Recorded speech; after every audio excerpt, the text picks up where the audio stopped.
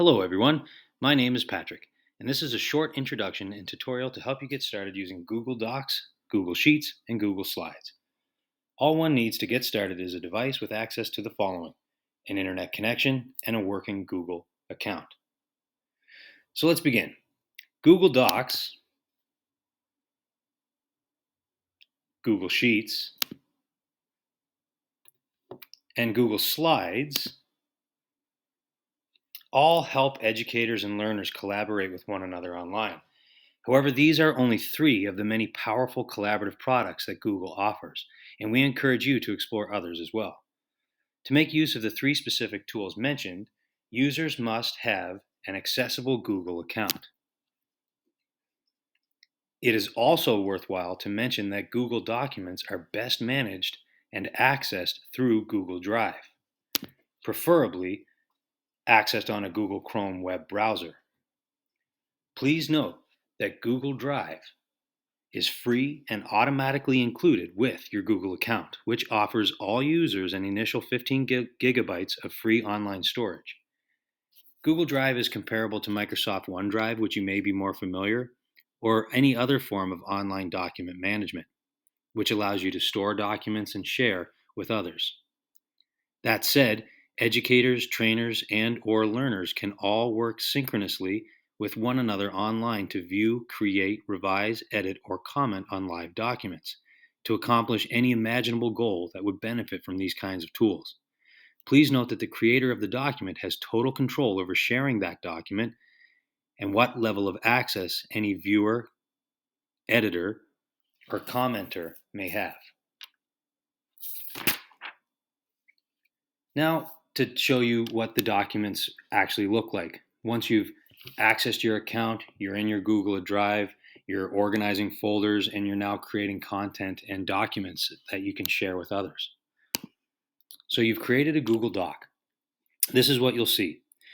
As you can see on the screen now, it looks and feels similar to any word processor, perhaps comparable to Microsoft Word. Any feature that you would have in a common word processor, you will have here as well. The feature that's quite nice as well here for collaboration is the button you'll find in the top right for sharing. This is where when you click on it, you can give access to others to work with you in this document. This button right here also allows you to create a call similar to a Zoom chat where you can interact with those working on the document in real time with video and audio. To demonstrate Google Sheets, we have the next page ready for you. And again, as you see, it looks very similar to Microsoft Excel.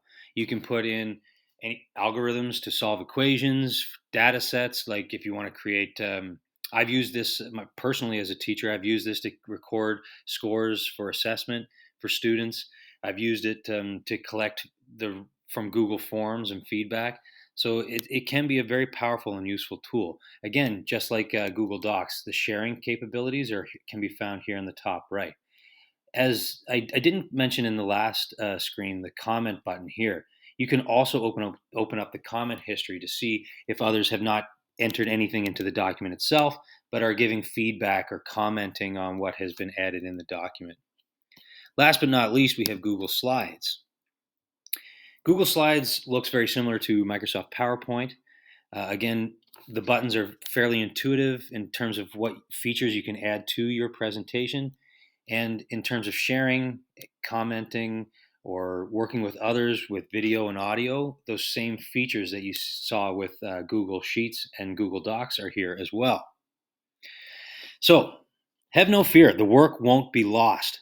It's important to make note that historical versions of all documents that you create are saved and time-stamped.